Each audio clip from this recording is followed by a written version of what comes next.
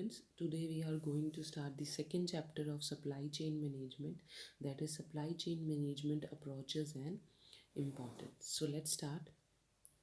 Supply chain management approaches. First of all, what do you mean by supply chain? Supply chain is basically a term which is being used to describe that how the organizations are linked together in a supply chain management process.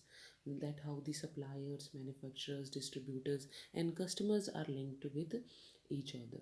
Basically, the supply chain management is a total system approach to manage the entire flow of information, material, and services from raw material suppliers through factories and warehouses to the end users. So, there are many ways in which we can deal with the supply chain management or through which we can manage the supply chain management. So, what are the approaches through which the supply chain management can be managed?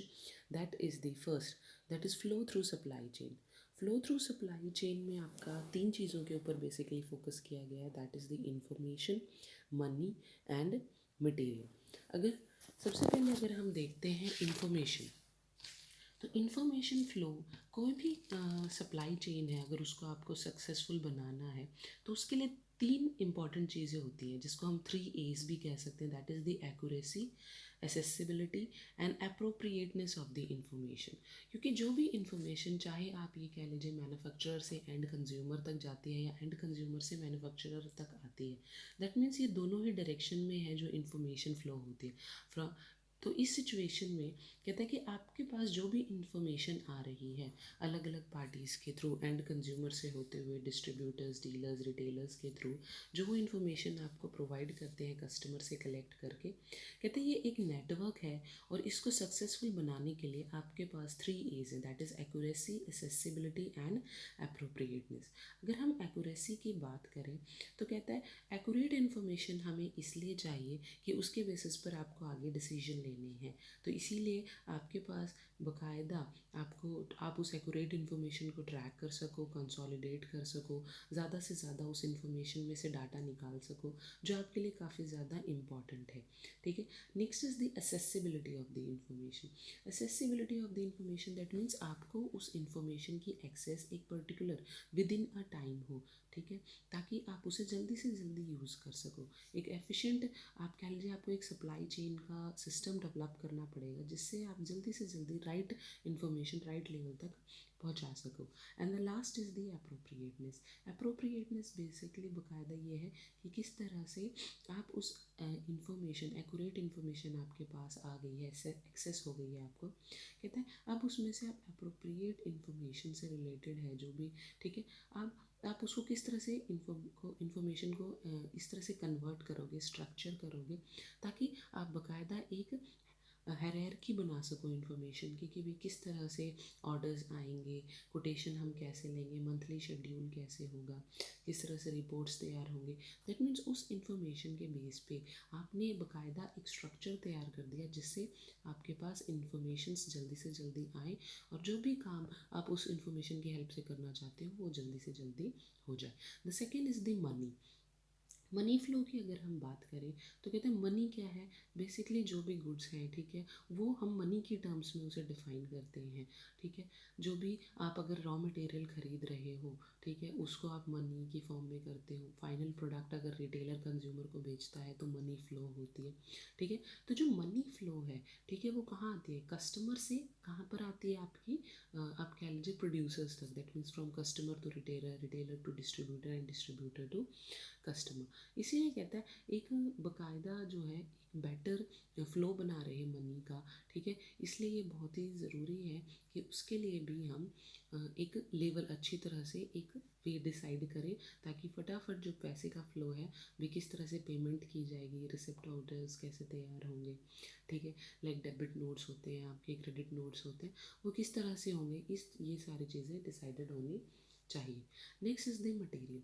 Material basically आपका क्या कहता है वो physical flow बकायदा जो कहाँ से होती है, from manufacturer to customer, supplier to customer होती है, ठीक है। ये यूनिडायरेक्शनल है बेसिकली, ठीक है। तो क्या होगा, एक समय में आप ये कह सकते हो कि एक ही साइड ये जाती है, जैसे कि हम कहते हैं सप्लायर से कस्टमर तक, लेकिन अगर कस्टमर प्रोडक्ट को रिटर्न कर देता है तो फिर वापस दूसरी डायरेक्शन में जाने लग जाती है, ठीक है। तो यहाँ पर क्या कह रहा है, जैसे इन्फॉर्मेशन फ्लो है वो आपकी दोनों डायरेक्शंस में जाती है। आपका जो मटेरियल फ्लो है वो एक समय में यूनिडायरेक्शनल है, दैट मीन्स एक समय में एक साइड ही जाएगी, इस तरह से। तो एक यहाँ पर क्या कहता है कि बकायदा जो भी मटेरियल है वो डिस्ट्रीब्यूटर्स, रिटेलर्स के अलग अलग इनके वेयर हाउसेज में स्टोर होते हैं। तो जो इम्पॉर्टेंट है ये काफ़ी कि मटेरियल फ्लो है जो वो क्विकली होना चाहिए ताकि कोई भी प्रॉब्लम ना हो सप्लाई चेन में। तो जो मेन चीज़ें यहाँ पे तीन इन्होंने डिस्कस की flow through supply chain, that is information, money and material. की इन्फॉर्मेशन फ्लो भी अच्छा हो, मनी फ्लो भी अच्छा हो और मटेरियल फ्लो भी अच्छा हो। दैट मीन्स फ्लो के बेस पर भी आप सप्लाई चेन को मैनेज कर सकते हैं, ठीक है। भी सप्लाई चेन मैनेजमेंट हम क्या बेसिस लेकर हम उसे क्या अप्रोच हम करेंगे, तो आप इन तीन चीज़ों को भी अडॉप्ट कर सकते हो। सेकेंड आता है आपका डिसीजन मेकिंग। जब आप डिसीजन मेकिंग के बेसिस पे जो भी हमने बताया कि भाई इंफॉर्मेशन फ़्लो होती है, ठीक है, प्रोडक्ट फ़्लो होता है, फंड फ़्लो होता है, मटेरियल फ़्लो कह लीजिए, मनी फ़्लो कह लीजिए, कहता है कि इसमें आपको अलग अलग डिसीजंस लेने पड़ते हैं। तो डिसीजन मेकिंग के का भी आपका सेकेंड जो है आपका अप्रोच होता है related to supply chain management. और इसमें कहते हैं कि बेसिकली ये जो थ्री मेन फेसेस हैं जो हम डिसीजन मेकिंग में अडॉप्ट करते हैं, that is supply chain strategy, supply chain planning and supply chain operations. अब इन सप्लाई चेन स्ट्रैटेजी, प्लानिंग और ऑपरेशंस को हम अप्लाई कहाँ करते हैं भी, हम मटेरियल में, प्रोसेस के थ्रू और लॉजिस्टिक्स में। तो मटेरियल में आपका बेसिकली क्या कहता है, सेम वही चीज़ कि भाई बाकायदा जो भी डिसीजंस आपके मटेरियल से रिलेटेड होते हैं वो आपको फटाफट लेने चाहिए, क्योंकि हर एक लेवल पर कंपनी के लिए जो ये इम्पॉर्टेंट है, काफ़ी इम्पॉर्टेंट होता है। इससे रिलेटेड डिसीजंस भी कितना मैनेज हमें करके रखना है, कितना फ़्लो होगा, कितने सप्लायर्स होंगे, कहाँ से सामान आएगा, सारी चीज़ें आपको वेल डिसाइडेड होनी चाहिए और डिसीजन आपको इससे जल्दी जल्दी लेने चाहिए ताकि आप एक बैलेंस बना सको डिमांड और सप्लाई के बेसिस में, ठीक है। और जो भी मटेरियल का एक तरह से रिवर्स फ्लो है या डायरेक्ट फ्लो है, जो भी है फॉरवर्ड फ्लो है, कहते हैं आप उसको मैनेज कर सको, उसको एफिशिएंटली मैनेज कर सको। नेक्स्ट आता है आपका that is the processes. Processes में देखिए जो भी काम सप्लाई चेन मैनेजमेंट में हो रहा है उसे बाकायदा एक प्रोसेस की फॉर्म में यहाँ पर डिफ़ाइन करने की कोशिश की गई है कि भाई एक सिस्टमैटिक फ़्लो होता है हमेशा, किस चीज़ का, गुड्स का भी, इंफॉर्मेशन का भी, आप ये कह लीजिए मटेरियल का भी, फ्रॉम मैन्युफैक्चरर टू कस्टमर और from customer to retailer manufacturer, that means दोनों डायरेक्शंस में।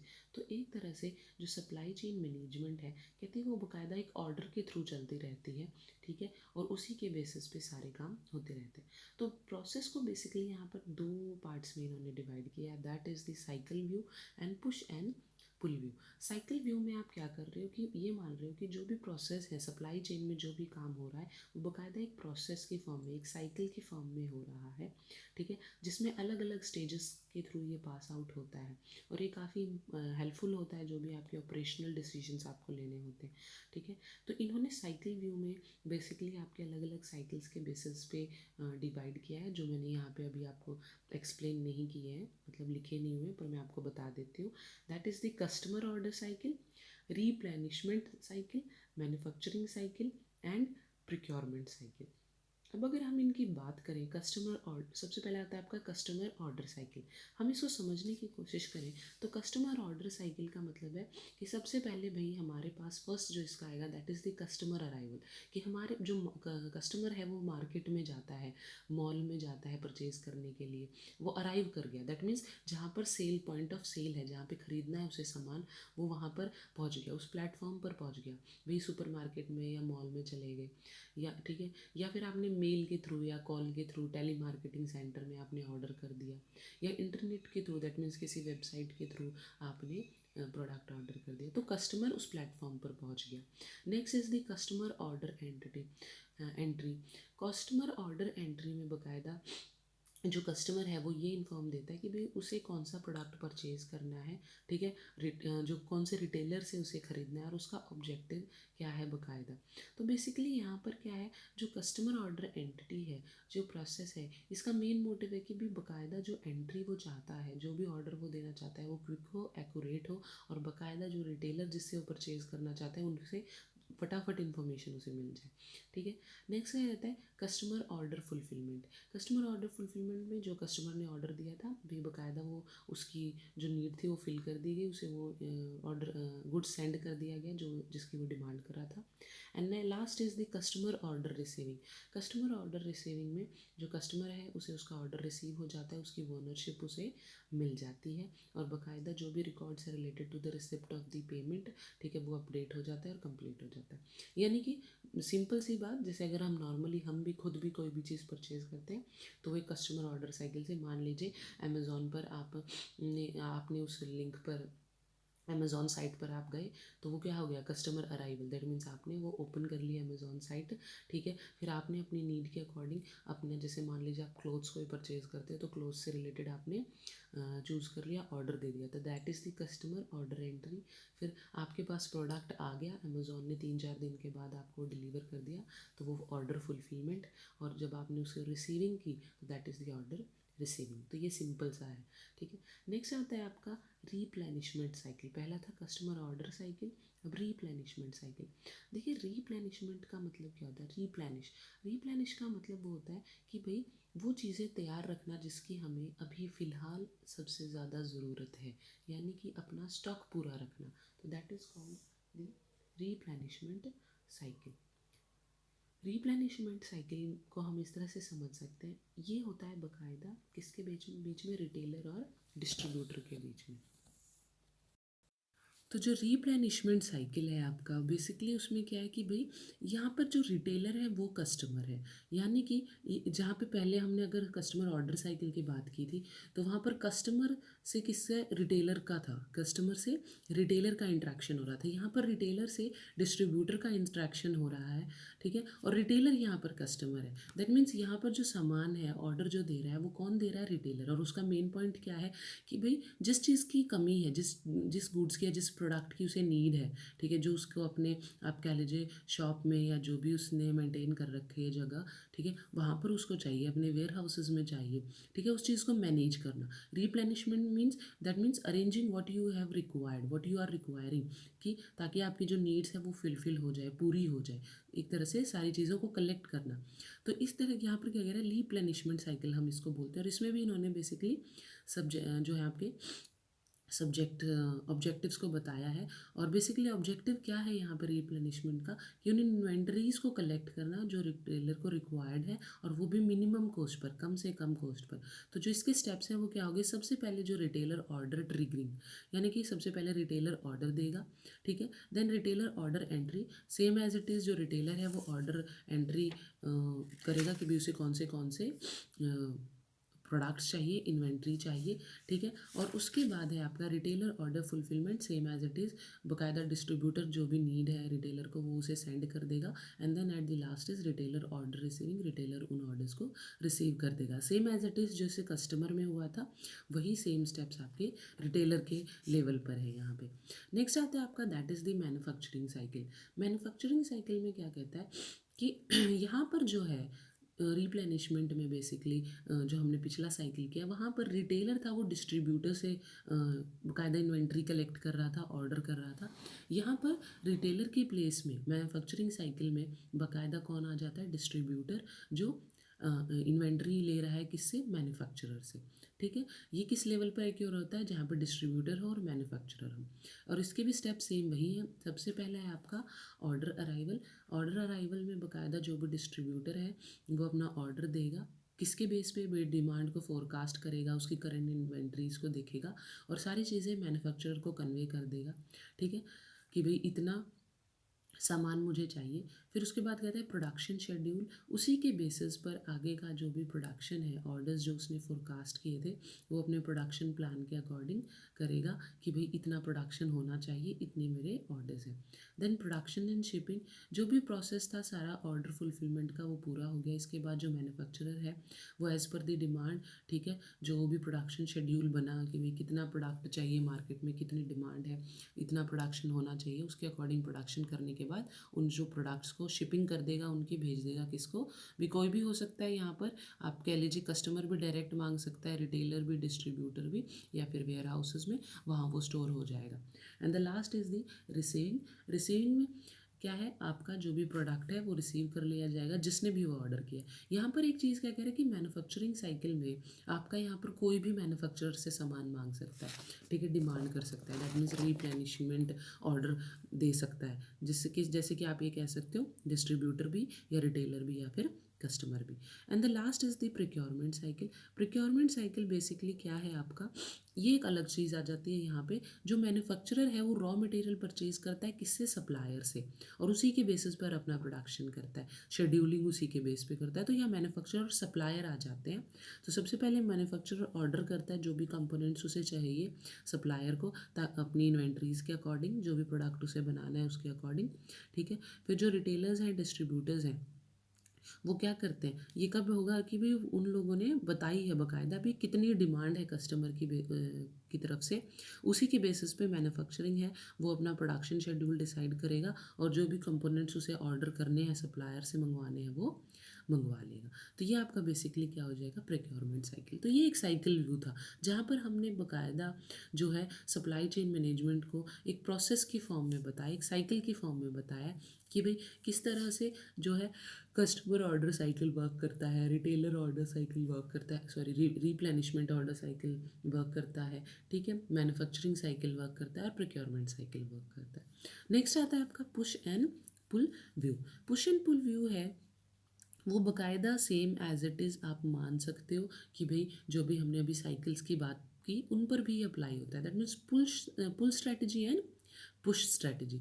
तो पुल स्ट्रैटेजी की हम सबसे पहले बात करें तो पुल स्ट्रैटेजी क्या है, एक तरह से जस्ट इन टाइम कॉन्सेप्ट पर डिपेंड करती है कि भाई जैसे ही आप ये कह लीजिए जितना डिमांड है कस्टमर की तरफ से, जो एक्चुअल डिमांड है उसी के बेसिस पर हम हमारा जो है प्रोडक्शन करते हैं या फिर इन्वेंट्रीज को क्रिएट करते हैं, ठीक है। तो उसे हम कह देते हैं that is the pull strategy. एक तरह से ये क्या है, रिएक्टिव प्रोसेस है, ठीक है, जहाँ पर हम कस्टमर की डिमांड के बेस पर रिएक्ट करते हैं with a certainty. Certainty means कि भाई आप क्लियर हो कि कस्टमर की तरफ से इतनी डिमांड है, तो उस वहाँ उसे हम कह देते हैं पुल स्ट्रैटेजी। पुश स्ट्रैटेजी क्या होती है, पुश स्ट्रैटेजी में बेसिकली क्या है कि आप एक तरह से अंदाज़ा लगा रहे हो कि भी कस्टमर की कितनी डिमांड होगी, प्रोजेक्टेड डिमांड डिटरमाइन करते हो, जिसके बेसिस पे आप सारा प्रोसेस करते हो कि अंदाज़ा लगा के मान लीजिए आप कोई भी प्रोडक्ट है वो बना देते हो कि भाई जैसे अभी विंटर चल रहे हैं तो विंटर्स में हम ये कहते हैं कि जब भी विंटर स्टार्ट होता है उससे पहले 6 महीने पहले ही प्रोडक्शन स्टार्ट हो जाता है। तो वहाँ पर वो क्या करते हैं कि भाई अंदाज़ा लगाते हैं कि आने वाले ऐसी सर्दी पड़ सकती है और उसके बेसिस पर वो प्रोडक्शन कर देते हैं। तो वो क्या है, एक पुश प्रोसेस। लेकिन अगर हम पुल की बात करें कि भाई सर्दी आ गई है, अब कस्टमर की तरफ से जो डिमांड होगी उसके अकॉर्डिंग हम प्रोडक्शन करेंगे कि भाई वो किस चीज़ की ज़्यादा डिमांड कर रहा है कस्टमर, तो वो क्या होती है आपकी पुल स्ट्रैटेजी। पर क्या है कि कई चीज़ें होती हैं जहाँ पर पुल स्ट्रैटेजी हम अप्लाई नहीं कर सकते, यानी कि दोनों ही चीज़ें आपकी अप्लाई होती हैं। दैट मीन्स जो बाकायदा आप ये कह लीजिए जो कस्टमर लेवल पर अगर हम बात करें तो जो रिटेलर है वो पुश भी स्ट्रैटेजी भी अप्लाई करता है और पुल स्ट्रैटेजी भी अप्लाई करता है। दैट मीन्स वो पहले से खुद का भी अपने अकॉर्डिंग अपनी अंदाज़ा लगा के फोरकास्ट करके कुछ स्टॉक मेंटेन करता है, तो उसे हम कह देते हैं पुश स्ट्रैटेजी। और फिर कस्टमर को उसमें से आप कह लीजिए उसकी डिमांड के अकॉर्डिंग वो सामान निकाल निकाल के देता रहता है। जैसे आप मान लीजिए किसी भी मॉल में जाते हो, ठीक है, या किसी भी शॉप पर जाते हो, आप वहाँ पर कुछ भी खरीदते हो तो आप बाकायदा अपनी स्पेसिफिक नीड बता देते हो और उसके अकॉर्डिंग जो है रिटेलर आपको वो सामान निकाल के दे देता है। तो that is the pull strategy. और जबकि बाकायदा वो पहले से ही उन स्टॉक जो उसने अरेंज कर रखा है that is called the push strategy.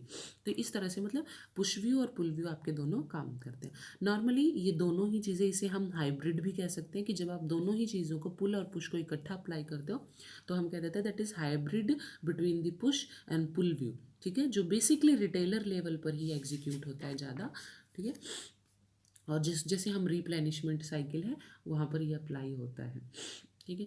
Next आता है आपका, अगर हम बात करें कि भाई मैन्युफैक्चरिंग और प्रोक्योरमेंट साइकिल जो भी हमने बात की थी, वहाँ पर क्या है, वहाँ पर आपका पुश बाकायदा जो स्ट्रैटेजी अप्लाई होती है, जैसे हमने कहा ना कि भाई जो रिटेलर है, ठीक है, या फिर डिस्ट्रीब्यूटर है, वो तो एक बाकायदा अंदाज़ा लगा के अपने पास स्टॉक मेंटेन करके रखेगा, ठीक है। कस्टमर की डिमांड भी इस चीज़ की हो सकती है, जैसे हमने कहा भी 6 महीने पहले किसी चीज़ का अगर प्रोडक्शन हो गया, सेल जब तक होगी तब तक तो पुश स्ट्रैटेजी अप्लाई होगी, ठीक है।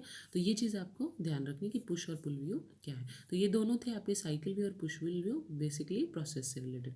नेक्स्ट आता है आपका that is the logistic.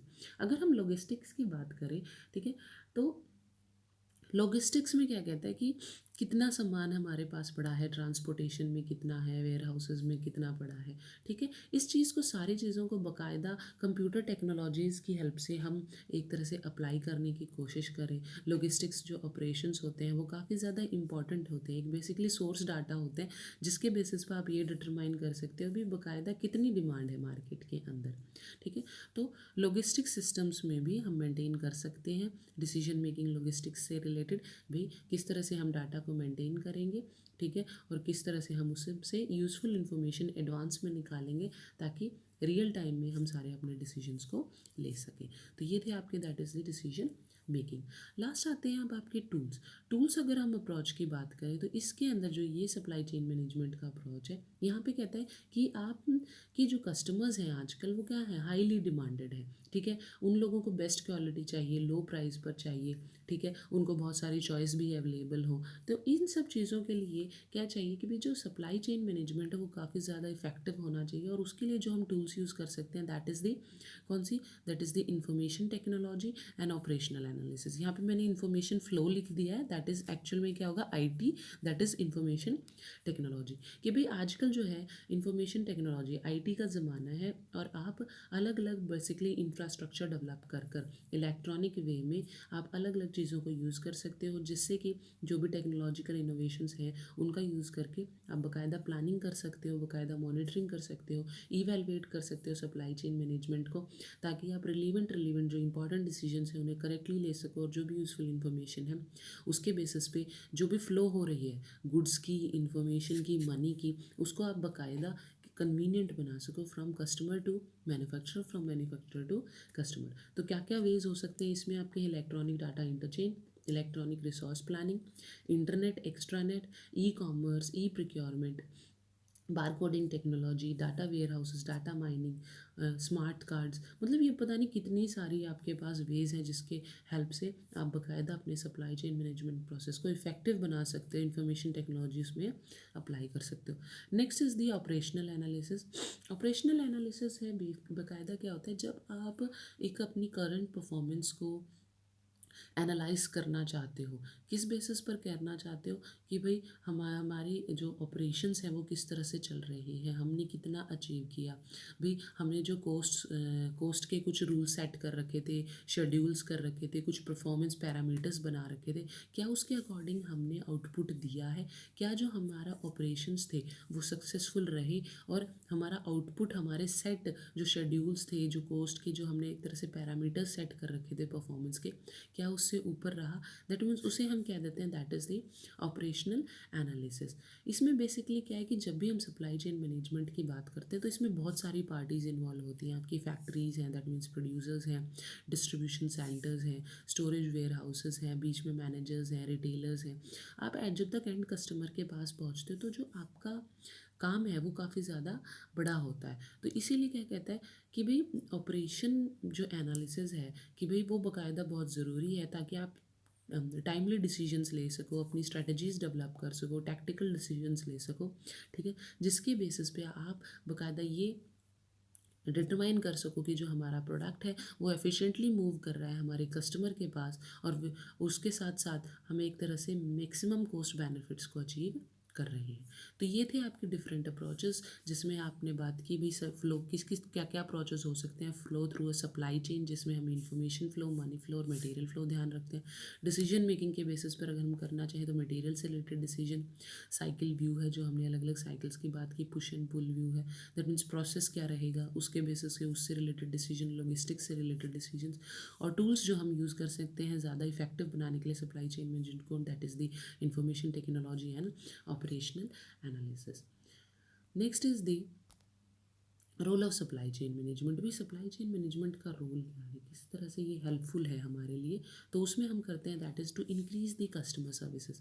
Customer services को आप ये जानते हैं, दैट मीन्स कस्टमर सर्विस बहुत ही इंपॉर्टेंट है आजकल कंपटीशन को फेस करने के लिए, कंपनी के सर्वाइवल के लिए। एक सेटिस्फाइड कस्टमर आपका, आप ये कह लीजिए मैक्सिमम आप कह लीजिए इंक्रीज़ कर सकता है किसी भी प्रोडक्ट की सेल्स को, ठीक है। इसीलिए क्या कहता है, जो सप्लाई चेन मैनेजमेंट है वो काफ़ी ज़्यादा इंपॉर्टेंट है, क्योंकि इसी के थ्रू हमारा जो प्रोडक्ट है, ठीक है, या फिर कस्टमर सर्विसेज है, हम वो बेटर कर सकते हैं। तो एक तरह से सप्लाई चेन मैनेजमेंट आपकी कस्टमर सर्विसेज को इंक्रीज़ करता है।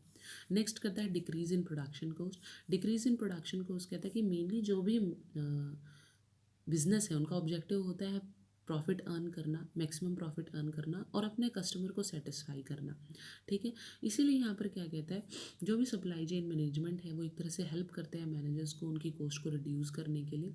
जैसे कि हम आईटी टेक्नोलॉजी का यूज़ कर सकते हैं, जो भी हमने बात की वो रॉ मटेरियल्स है, मटेरियल मतलब एक तरह से तीनों फ्लो, कौन सी आपकी रॉ मटेरियल, मनी एंड आपकी इंफॉर्मेशन फ्लो है, वो बाकायदा क्या होनी चाहिए, फटाफट होनी चाहिए। आपके प्रोडक्ट की जो क्वालिटी है वो भी बेस्ट होनी चाहिए, मतलब बेस्ट नहीं तो गुड तो एटलीस्ट होनी ही होनी चाहिए, ताकि आपका जो कस्टमर है वो सेटिस्फाई हो। और अगर कहीं कस्टमर सेटिस्फाई नहीं होता तो उस प्रॉब्लम को भी फटाफट सॉल्व आउट किया जाना चाहिए। Next is to improve the quality of the product.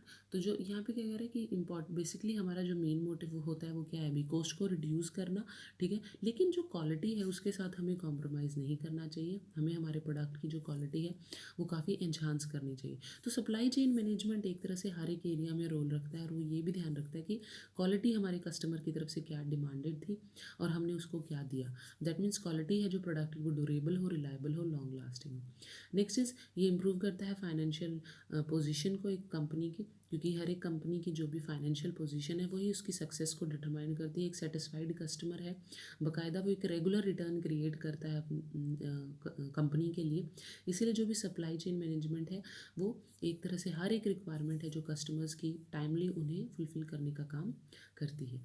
Next is कहते हैं कि फाइनेंशियल पोजीशन को इंक्रीज़ करने के लिए आपको कुछ चीज़ें कंसिडर करनी चाहिए, that is the cash flow of a company, amount of fix assets कितने हैं, प्रॉफिट लेवरेज क्या है। प्रॉफिट लेवरेज आपका यहाँ पर क्या होता है कि आपकी जो परचेजिंग कॉस्ट है उसका इम्पैक्ट क्या है, आपकी जो इंक्रीज्ड सेल है, ठीक है, इंक्रीजिंग जो सेल्स हुई उस पर क्या इम्पैक्ट रहा। दैट मीन्स परचेजिंग कॉस्ट, यानी कि परचेजिंग कॉस्ट की वजह से अगर आपका प्रॉफिट इंक्रीज़ कर रहा है, यानी कि प्रॉफिट पर इम्पैक्ट परचेजिंग कॉस्ट का ज़्यादा होता है as compare to increase sale का। कि आप एक यूनिट एक्स्ट्रा सेल कर सकते हो, ठीक है, उसका प्रॉफिट पर इफेक्ट रहा, लेकिन अगर आपकी परचेजिंग कॉस्ट कम हो तो वो और ज़्यादा इफेक्टिव डालेगी। तो ये इसको कहते हैं profit leverage, that is the impact of a purchasing cost saving to increase sales. Next आता है आपका develop of best marketing strategies. तो यहाँ पे क्या कहते हैं कि सप्लाई चेन मैनेजमेंट है वो बाकायदा कुछ ऐसी मार्केटिंग स्ट्रैटेजीज़ का यूज़ करते हैं जिससे वो अपने पोटेंशियल कस्टमर्स को अट्रैक्ट कर सके और एग्जिस्टिंग कस्टमर्स को सेटिस्फाई कर सके। तो ये थे हमारे रोल कि किस किस आप कह लीजिए सप्लाई चेन मैनेजमेंट हमें किस किस वे में हेल्पफुल है। Next is the benefits. है benefits of supply chain management की अगर कहें तो ग्रेटर एफिशिएंसी, आप बाकायदा अच्छी स्ट्रैटेजीज़ अडॉप्ट कर रहे हो, ठीक है। आप लॉजिस्टिक्स जो है आपकी इंटीग्रेटेड फॉर्म में मैनेज है, ठीक है, प्रोडक्शन अच्छी तरह हो रहा है, डिमांड को आप अच्छी तरह फोरकास्ट कर रहे हो, तो एक ग्रेटर एफिशिएंसी की तरह आप काम कर रहे हो और अपने कस्टमर को सेटिस्फाई कर रहे हो। ये सप्लाई चेन मैनेजमेंट की काफ़ी बहुत बड़ा बेनिफिट है। Next is quicker customer response and fulfilment rate. Supply chain management बाकायदा एक फ्लो बना के रखती है, एक ऐसा प्रोसेस है जिसमें हम हमारे जो कस्टमर है उसको राइट क्वालिटी का प्रोडक्ट राइट टाइम पे प्रोवाइड कर सके। तो इसी तरह कहते हैं कि हम कस्टमर को बाकायदा उसकी जो भी रिक्वायरमेंट है उनके अकॉर्डिंग उनको रिस्पॉन्स भी करते हैं और टाइमली उन्हें फुलफिल भी करते हैं। Next is improved forecasting. Supply chain management में कहता है कि अगर आपको सप्लाई चेन मैनेजमेंट को सक्सेसफुल बनाना है तो ये बहुत ही इंपॉर्टेंट है कि आप टाइमली फोरकास्ट कर सको जो भी कस्टमर की डिमांड है, ठीक है, वो जो भी वो कम्युनिकेट करना चाहते हैं उससे रिलेटेड टच में रहे कस्टमर को, और बेटर आइडियाज़ हैं वो हम कम्युनिकेट होते रहे हमारे पास, जो हमें काफ़ी हेल्पफुल होंगे फोरकास्टिंग में। तो supply chain management improved forecasting में काफ़ी कंट्रीब्यूट करता है। लॉन्ग टर्म रिलेशनशिप्स हमारे रहते हैं हर एक पार्टीज़ के साथ, चाहे वो कस्टमर्स हों चाहे वो सप्लायर्स हों। सप्लायर्स जो है बाकायदा एक तरह से जो है उनकी रिक्वायरमेंट जो है वो क्या है कि एक पर्टिकुलर फ्लो बनी रहे रॉ मटेरियल की, उनसे जो हम खरीदते हैं उसकी, और वो भी, और हम क्या चाहते हैं दैट मीन्स कि वो एक हमें लो कॉस्ट पर हमें मिलते रहे, ताकि जो हमारा टाइम है वो बेवजह ख़राब ना हो नए नए सप्लायर्स ढूंढने में, मनी को सेव करने में। That means long lasting relationship हमारे बने रहते हैं अगर हम एक effective supply chain management apply करते हैं। Next is highly advance technical products. Highly advance technical products कहता है कि ऐसे प्रोडक्ट्स होते हैं जो गुड क्वालिटी के होने चाहिए, मोर एंड मोर कस्टमर्स की रिक्वायरमेंट उन्हें चाहिए, ऐसे होते हैं। तो सप्लाई चेन मैनेजमेंट अगर आप इफेक्टिव वे में अप्लाई कर रहे हो तो आप टेक्निकल प्रोडक्ट्स को भी, अच्छे प्रोडक्ट्स को भी अपने कस्टमर को ऑफर कर सकते हो, ठीक है। और वो कब होगा? सप्लाई चेन मैनेजमेंट की वजह से, जब आपके पास जो है इंफॉर्मेशन का रेगुलर फ्लो है, ठीक है, इन्वेंट्री लेवल्स हैं वो आप बाकायदा एक्यूरेट वे में मेंटेन करते हो, लीड टाइम है उसे कम करने की कोशिश करते हो। लीड टाइम यहाँ पे क्या है कि आप टाइमली अपने कस्टमर को प्रोडक्ट ऑफर करा रहे हो। जैसे अगर आप अमेज़ॉन से कोई प्रोडक्ट ऑर्डर करते हो और वो आपको 2 या 3 दिन में आ जाता है, ठीक है, तो मतलब ऐसा ना हो कि 5-6 दिन तक, क्योंकि कस्टमर कितना प्रेफर करता है भाई 2 या तीसरे दिन तो वो आ जाना चाहिए और प्रोडक्ट की क्वालिटी भी अच्छी हो। तो इस तरह से सप्लाई चेन मैनेजमेंट अच्छी तरह से वर्क करता है in case of even technical products. More reliable information, supply chain management की हेल्प से आप बाकायदा लॉन्ग टर्म रिलेशनशिप डेवलप करना चाहते हो तो एक रेगुलर फ्लो आप इन्फॉर्मेशन का बना सकते हो। Next is revenue and profit. Supply chain आपको बाकायदा एक नेटवर्क डेवलप करने में हेल्प करती है, जहाँ पर आप डिमांड और सप्लाई के बीच में एक सिस्टमैटिक वे में को मैनेज कर सकते हो कि भाई डिमांड के अकॉर्डिंग सप्लाई रेगुलर रहती है। तो उस सिचुएशन में कहता है कि आपकी कॉस्ट भी कम होगी और आप ज़्यादा प्रॉफिट भी अर्न करोगे। नेक्स्ट आता है आपका enhanced interpersonal communications and collaboration. कहता है बाकायदा जो सप्लाई चेन मैनेजमेंट है वो एक कोऑपरेटिव रिलेशनशिप है अलग अलग पार्टीज़ के बिटवीन में। तो ये कहता है कि सप्लाई चेन मैनेजमेंट एक रेगुलर कम्युनिकेशन और कोलैबोरेशन डेवलप करने का काम करता है। Next is greater productivity at low cost. Supply chain management है वो बाकायदा प्रॉपर फ्लो रखता है किसका, मटेरियल का भी, इंफॉर्मेशन का भी, जिसकी हेल्प से जो प्रोडक्शन की एक्टिविटीज़ हैं, अदर फंक्शंस हैं सप्लाई चेन के, वो इफेक्टिव वे में होते रहते हैं। तो एक तरह से आपकी कॉस्ट भी लो आती है और आप कंट्रोल भी रख सकते हो हर एक चीज़ पर। Next is reduced inventory through out the chain. Supply chain management एक तरह से रेगुलर कॉन्टैक्ट में रहता है हर एक पार्टी के साथ जो सप्लाई चेन में इन्वॉल्व है। तो इस तरह से आपको क्या है, ज़्यादा इन्वेंट्रीज भी होल्ड करने की ज़रूरत नहीं होती, ठीक है, और उसके साथ साथ आप डिमांड भी फुलफ़िल कर सकते हो। तो दैट मीन्स एक बेनिफिट बहुत सारे हैं सप्लाई चेन मैनेजमेंट के, अगर आप उसे इफेक्टिव वे में अप्लाई कर सकते हो। आपको अच्छा प्रॉफिट मिलता है, एफिशिएंसी रहती है, इन्फॉर्मेशन फ्लो रेगुलर रहती है, आपको कह लीजिए प्रॉफिट्स अच्छे अर्न होते हैं। तो मतलब काफ़ी ज़्यादा हेल्पफुल है सप्लाई चेन मैनेजमेंट। नेक्स्ट आता है आपका क्या प्रॉब्लम्स हो सकती हैं सप्लाई चेन मैनेजमेंट में। तो इसमें कहता है अलग अलग लेवल पर अलग अलग प्रॉब्लम्स हो जाती हैं आपकी सप्लाई चेन मैनेजमेंट में, क्योंकि बहुत सारी पार्टीज़ इन्वॉल्व हैं। तो डिस्ट्रीब्यूशन नेटवर्क कॉन्फ़िगरेशन आता है सबसे पहले। उसमें कहता है कि भाई आपके नंबर और लोकेशंस ऑफ सप्लायर्स कितनी है, डिस्ट्रीब्यूशन सेंटर्स कितने हैं, number and location of production facilities कितने हैं, वेयर हाउसेस कितने, कस्टमर्स कितने हैं। दैट मीन्स ये चीज़ें आपको मेंटेन करके रखनी पड़ती है बाकायदा एक डाटा।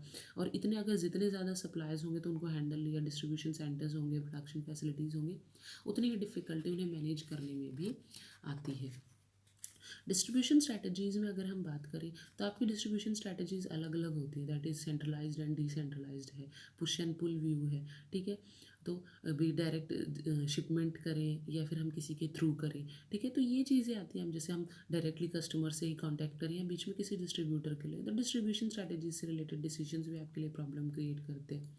वो भी काफ़ी चीज़ों पर डिपेंड करता है। इन्फॉर्मेशन में आपका बाकायदा कहता है कि भाई जो मैनेजमेंट है वो किस तरह से इन्फॉर्मेशन को कलेक्ट करेगा, क्या प्रोसेस अपनाएगा, क्या सिस्टम्स अडॉप्ट करेगा। डिमांड के अलग अलग इसमें आ जाते हैं आप, जैसे डिमांड सिग्नल्स हैं, फोरकास्टिंग है, इन्वेंट्री एंड ट्रांसपोर्टेशन है। वे किस तरह से आप डिमांड को एनालाइज करोगे, फोरकास्ट करोगे, किसके अकॉर्डिंग इन्वेंट्री कैसे मैनेज करोगे, ट्रांसपोर्टेशन का क्या तरीका होगा। नेक्स्ट आता है आपका इन्वेंट्री मैनेजमेंट। इन्वेंट्री मैनेजमेंट भी क्वालिटी ऑफ इन्वेंट्री आप कितनी रखोगे, लोकेशंस क्या क्या होंगी इन्वेंट्री की, कैश फ्लो में बकायदा भी decision regarding sources of finance, allocation of finance भी, किसको कितना अलग अलग आपके वेयर हाउसेज हैं, ट्रांसपोर्टेशन के फॉर्म्स हैं, तो कितना सोर्सेज ऑफ फाइनेंस आपको चाहिए और उनको कैसे एलोकेट करना है। दैट मीन्स बहुत सारी चीज़ें हैं जिनसे रिलेटेड आपको डिसीजंस लेने होते हैं। तो सप्लाई चेन मैनेजमेंट काफ़ी कॉम्प्लेक्स हो जाता है क्योंकि आपके अलग अलग लेवल्स हैं, अलग अलग पार्टीज़ हैं, उनके साथ आपको डील आउट करना होता है। तो ये सारी प्रॉब्लम्स आपकी होती हैं। तो इस बेसिकली इस चैप्टर में हमने अलग अलग चीज़ें डिस्कस की, that is related to the various approaches which are involve in supply chain management. ठीक है, रोल क्या है सप्लाई चेन मैनेजमेंट का, और बाकायदा क्या बेनिफिट्स हैं, क्या प्रॉब्लम्स हैं सप्लाई चेन मैनेजमेंट के। आई होप आपको समझ में आया होगा, और अगर नहीं है तो कुछ डाउट्स हैं तो वो हम बाद में आपसे ले लेंगे। Okay, thank you all.